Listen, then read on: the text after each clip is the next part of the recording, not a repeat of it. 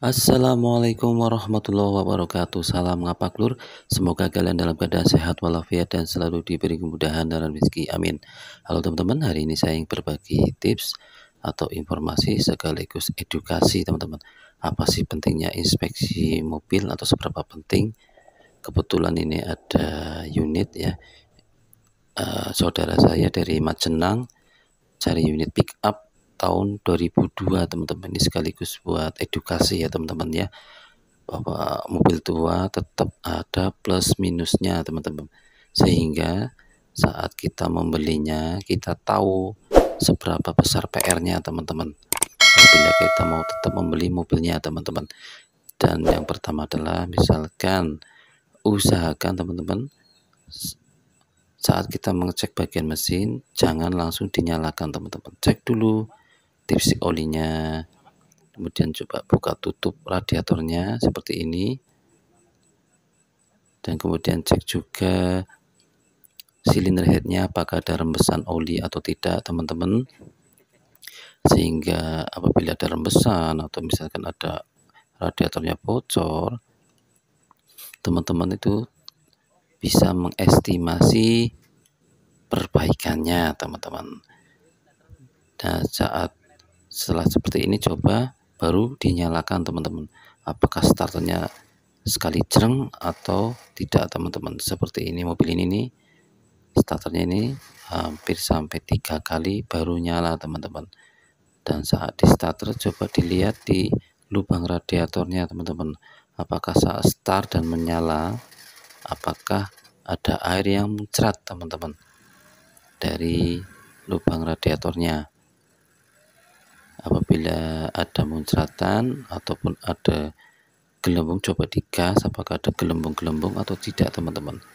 Apabila ada gelembung atau saat start airnya muncrat, ada kemungkinan itu packingnya kena teman-teman. Jadi teman-teman tuh bisa mengira-ngira estimasinya perbaikan, misalkan untuk ganti packing atau silinder nge-slap silindernya itu berapa. Itu tergantung setiap daerah bengkel, pasti harganya beda-beda teman-teman. Dan jangan lupa juga dicek pompa olinya ya, ininya dibuka, tutup oli dibuka dan dicek apakah pompa olinya juga bekerja dengan normal. Nah seperti ini normal ya teman-teman. Dan jangan lupa didengarkan suara mesinnya teman-teman, apakah suaranya halus, apakah kasar, terus ada suara bunyi klepnya juga kasar atau tidak. Nah ini suara klepnya agak terdengar ya, kemungkinan ini harus sedikit disetel ulang ya teman-teman ya untuk klepnya. Dengan seperti ini itu teman-teman nanti bisa mengira-ngira estimasinya teman-teman. Kemudian setelah bagian mesin sudah, nanti kita coba cek bagian bawahnya teman-teman. Namanya mobil niaga pasti buat kerja ya. Cek bagian bawah apakah ada keropos di bagian kabinnya ya itu.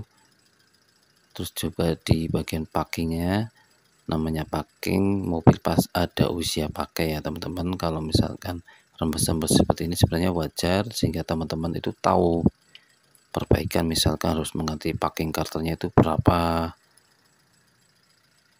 Dan cek juga keroposnya itu parah atau tidak bagian sasis-sasisnya ya. Kalau masih dalam batas wajar sih menurut saya sih masih nggak masalah, yang namanya mobil bekas.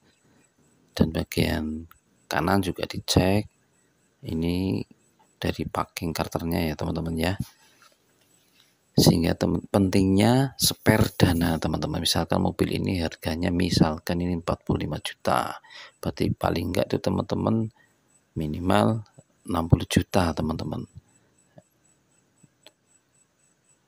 Sehingga spare dana itu adalah untuk membantu jaga-jaga kalau terjadi misalkan mobilnya ada yang harus diperbaiki teman-teman, atau permajaan teman-teman. Ini mobil sebenarnya tidak bekas laka ya, ini cuman ini bekas gasruk ini sepertinya teman-teman, karena ini kempot ya, bagian karternya itu kempot teman-teman, dan ada rembesan di baut karternya juga ada rembesan teman-teman. Dan jangan lupa kalau misalkan mobilnya kayak seperti ini juga dicek speedometernya apakah berfungsi semua, lampu-lampunya, ratingnya, sehingga bisa mengurangi budget untuk misalkan untuk beli lampu ataupun fog lamp ratingnya. Dan jangan lupa juga dicek bodinya itu masih ngaleng atau tidak, dempulannya tipis atau tidak. Kalaupun ada sepet-sepet sih menurut saya itu wajar ya untuk mobil tahun-tahun segini, apalagi ini mobil niaga ya teman-teman ya, sangat wajar. Yang penting tuh jangan terlalu tebal ya dempulannya ya, dan dilihat juga sasisnya kanan kirinya apakah ada kropos atau tidak. Kalaupun kropos yang masih wajar sebenarnya masih sangat wajar ya untuk mobil-mobil niaga, sehingga teman-teman itu kembali lagi saya ingatkan bisa mengira-ngira atau masuk nggak sih harganya. Seperti ini nih contoh di bagian kabin ini kan ada kropos seperti ini, sehingga kalau Pak teman-teman tuh punya spare dana, teman-teman itu nggak pusing teman-teman, baru beli mobil malah dandan kan repot, apalagi kalau nggak ada spare dananya teman-teman. Jadi pentingnya inspeksi atau pengecekan saat membeli mobil bekas teman-teman. Misalkan estimasinya ini total untuk benernya 2 juta, teman-teman itu nggak bingung karena sudah ada spare dana teman-teman. Namanya mobil tua tetap ada plus minusnya teman-teman. Semoga bermanfaat. Wassalamualaikum warahmatullahi wabarakatuh.